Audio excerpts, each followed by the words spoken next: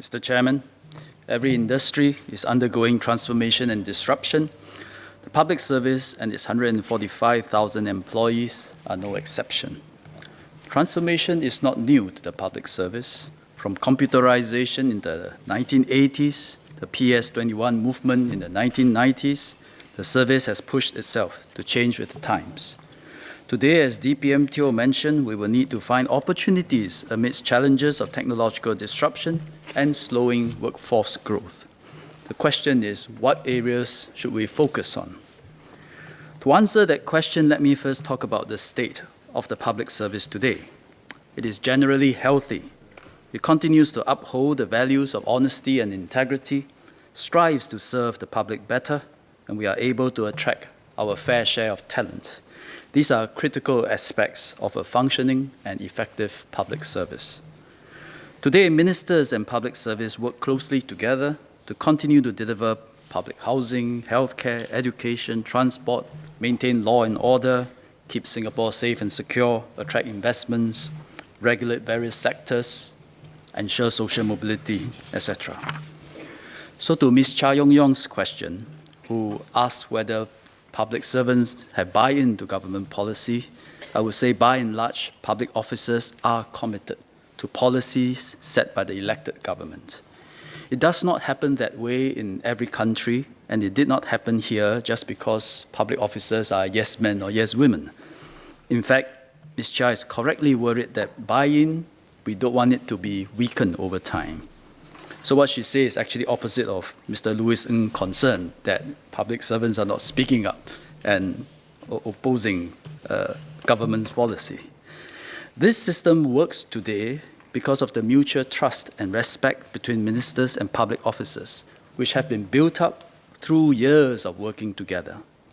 Public officers know that national policies are developed in the long-term interests of Singapore and Singaporeans.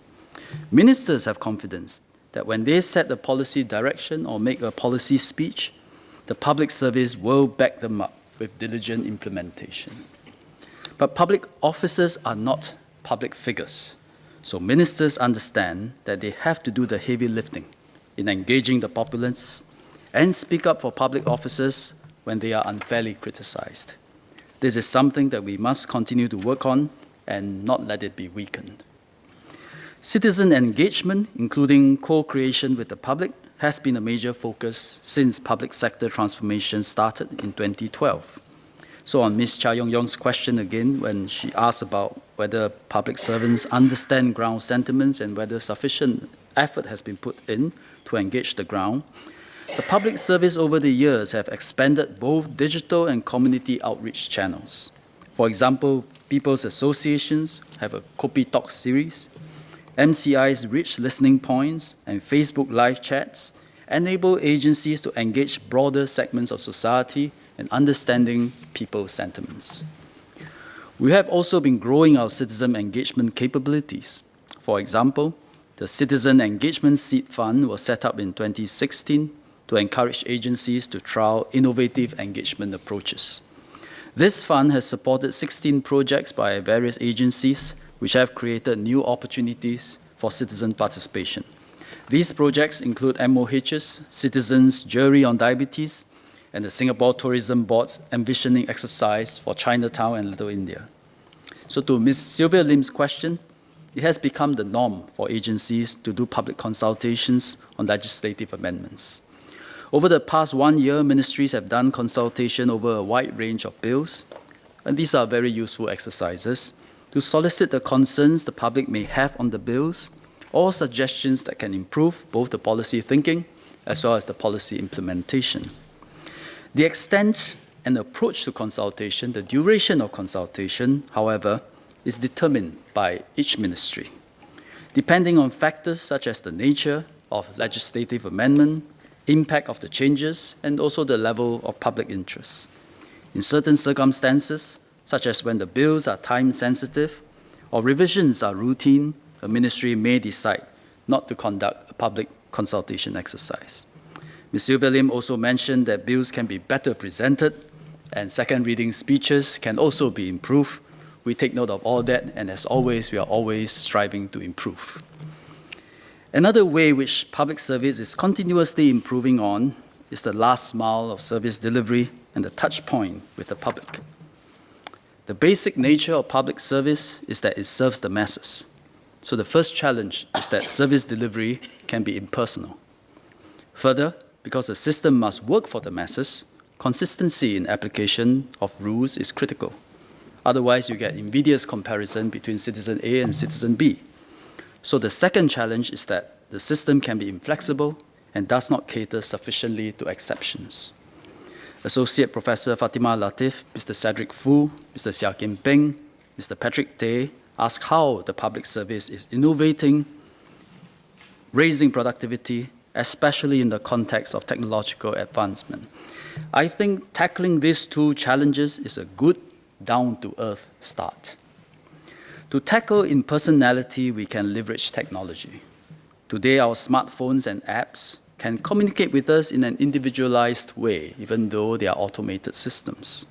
So Health Promotion Board's Health 365 app is like a fitness buddy to us. And CPF Board has launched a CPF retirement planning service, where frontline officers use technology to transform citizens' data into personalized infographics to provide citizens with personalized advice on CPF matters. So as a result, the conversations between the CPF officers and the public became richer and more meaningful. SMS Janil will speak more about the efforts we are taking to fully leverage technology to deliver public service.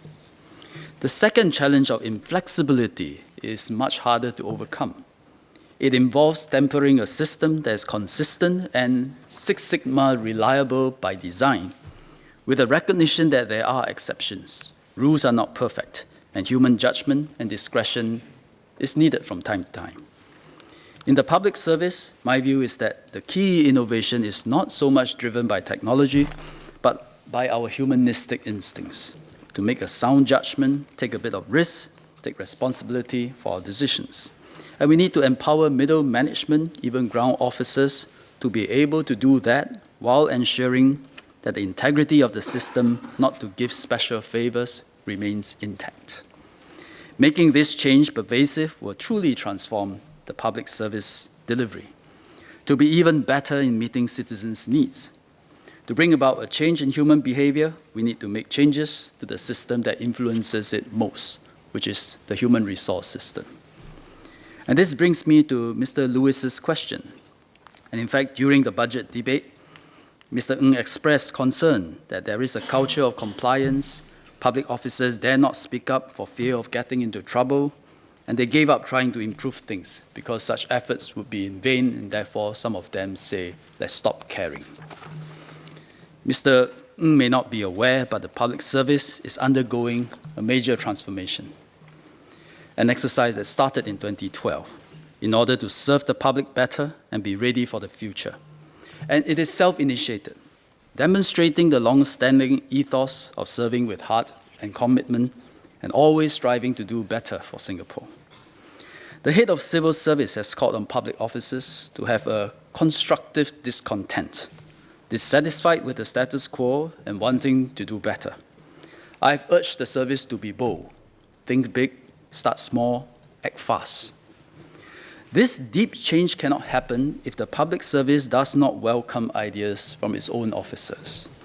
And as Mr. Ng has acknowledged, many permanent secretaries and CEOs engage staff directly to hear them out. And I agree with him, this ought to be across the board practice. In fact, all agencies today conduct regular employee engagement surveys, and many carry out other organizational development initiatives, one of which is a regular 360-degree feedback to better develop our public service leaders. We have also put in place a system such as the Public Sector Transformation Award to recognize officers who display constructive discontent and make the effort to effect transformative change. We have also recently incorporated into the bonus system a mechanism for agency to specifically recognize officers for their innovation and enterprise. Notwithstanding all these efforts, like all big and complex organizations, when there is a change, there will be those driving it, those supporting it, those worried about it, those wanting change in a totally different direction, and some resisting it.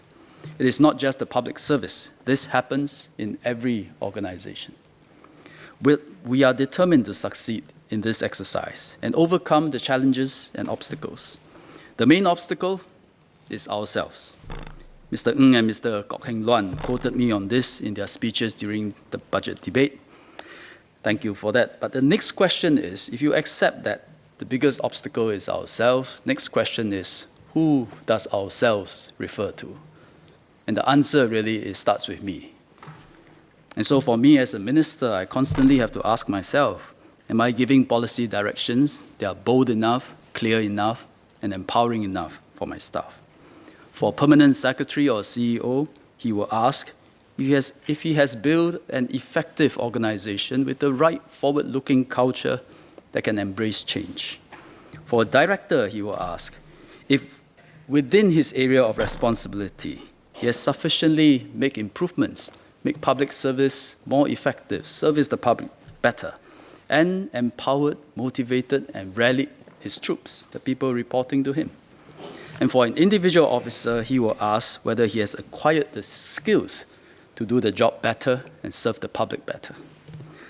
If the starting point is that everyone else is an obstacle except yourself, then I say you need to care more about doing your work and doing your part, recognizing that there are pros and cons to every proposed change, and that effective change involves patience, persistence, and a hard slog. Mr. Louis Ng, although he's not a public service officer, as an MP and a public figure, you can do your part too. If some civil servants tell you they dare not speak up, you can assure them that from your own experience, you've always spoken up and never got into trouble.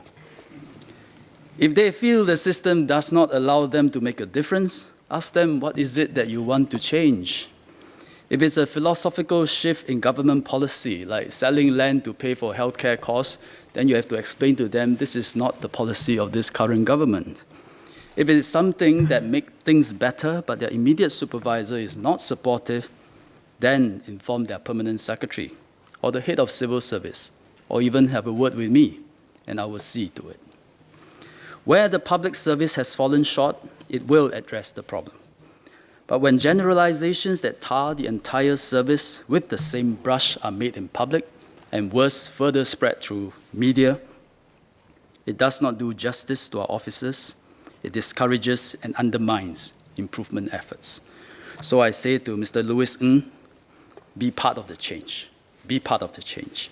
Work with and encourage the public service as it strives to transform itself to build a better future Singapore. Associate Professor Muhammad Faisal Ibrahim, Mr. Louis Ng, Mr. Patrick Tay asked a very pertinent question, how the public service can look beyond paper qualifications to recognize skills and competencies. And I believe Mr. Teo Ho Pin asked that question too. This has important relevance to the Skills Future movement. We want to encourage Singaporeans to uncover their passions and aptitudes in a diverse range of skills and master them through lifelong learning. We want a meritocracy of deep skills, not one of past academic results. The behavior of employers play a big part to engender this culture. Hence, the appraisal system in the public service is based on performance and demonstration of skills and competencies. A public officer is recognized based on his contribution and delivery of results, with past academic results having no bearing. But what I think the public service can continue to improve on is the recruitment criteria, how schemes are structured, and how people are placed into the schemes. For certain schemes where officers have to analyze data, develop policies, or even help lead large, complex organizations, we do need to look out for applicants with high cognitive skills, which academic results is one proxy to measure that. However, for work that is vocational or skills-based in nature, and there are plenty in the public service, there is much less need to sort or select based on academic results, or structure diploma and degree holders into different schemes with different salary scales and structures. Instead, we should continue to recruit based on the applicant's passion, skills, and aptitudes for the specific vocation. Hence, one change that we can implement for such skills-based job is to merge existing schemes for diploma and degree holders. And beyond the point of recruitment, it is on-the-job performance that determines the officer's progression. If we don't do this, we can have a situation where someone without a degree but has mastered the craft after many years of experience and on-the-job training is pegged below a fresh degree graduate doing the same job. This does not do justice to mastery and craftsmanship. PSD has done this merger for the generic management executive scheme in the civil service in 2015. And as Associate Professor Muhammad Faisal mentioned, MOE has also done this, so diploma and degree graduates now all come under the same education scheme. There are many other examples. One most recent example is the Air Traffic Control Officers, or ATCO scheme. Changi Airport is one of the busiest airports in the world. To keep our skies safe and secure, we need highly skilled and competent ATCOs to plan, guide, and direct air traffic in and out of Changi Airport. The CAAS prepares ATCOs for the job through a very rigorous skills-based training program. Since July 2017, all ATCOs, regardless of their academic qualifications, will be placed to the same grade and receive the same salaries once they are assessed and found to have the skills required for the job. PSD will work with other public agencies to identify other areas and other schemes where we can implement this. There are, however, situations where the profession or the industry feels that a separation of schemes between diploma and degrees is necessary. In those cases, we will establish a clear performance-based pathway for an officer to upgrade from the diploma scheme to the degree scheme. This is what MSF will do for the social work profession. Today, certified social workers need to be social work degree holders. As such, those who hold relevant diplomas, for example, the social work diploma from Nanyang Poly, can enter the sector as social work associates, or SWAs, playing a supporting role to the degree-holding social workers. To enable more diploma holders to become social workers, MSF has endorsed a new pathway. From the second half of this year, SkillsFuture Singapore, the Singapore University of Social Sciences, SUSS, and Nanyang Poly will introduce a new work-learn programs for SWAs. Through this program, diploma graduates and promising SWAs with work experience will be able to undergo social work training with suitable employers while attending classes at SUSS. This is a work-learn pathway, recognizing that social work is really a craft and is skills-based in nature. At the end of the 3-year program, the trainees will attain a Bachelor of Social Work and be certified a social worker. Minister Desmond Lee will speak more about this at the COS for MSF. Mr. Chairman, I will conclude by talking about an agency that have been making a successful leap in changing its mindset and operating model. One public agency that is really doing this is National Parks Board, or NParks. Its vision has evolved over the years from creating a garden city to having a city in a garden. This reimagining of its mission led to innovative projects that integrated nature with our urban landscape, such as Gardens by the Bay, a garden built on prime reclaimed land for an extended CBD, which is now a popular destination for locals and a must-see for tourists.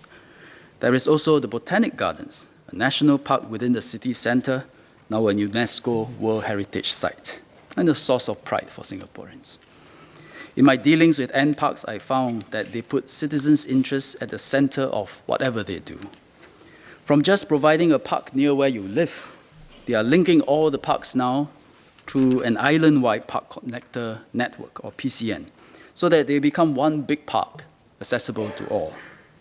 In recent years, NParks has integrated into parks public facilities, such as the Woodlands Integrated Healthcare Cluster, the Safra Clubhouse at Choa Chu Kang, the Singapore Institute of Technology campus in Punggol. In Sembawang, it stepped forward to undertake the sprucing up of the only hot spring in Singapore. into a hot spring park for the public to enjoy. NParks also uses technology to help officers work better and more productively. For example, information of trees are now captured in a digitalized platform, accessible on officers' mobile devices, and sensors are now being trialed and installed to detect tilt in trees, so that mitigating measures can be taken early by the NParks officers. NParks people are valued for their skills and passion in this field. All officers are hired into the same management executive scheme. About 1/3 of them hold certifications in arboriculture, horticulture, and park management. Our city in a garden is the best place for these officers to polish their craft. The public service never leads in terms of remuneration and benefits. This is our operating philosophy. We see what the industries are offering and try our best to be competitive so that we have our fair share of talents. But where it concerns defining our missions, adopting of new technologies or human resource practices in response to emerging opportunities or national challenges, we must be prepared to be pioneer implementers and make that demonstrative impact. This is our role in Singapore's transformation journey to continuously improve our service to the public and build a better Singapore. Mr. Speaker, I beg to move.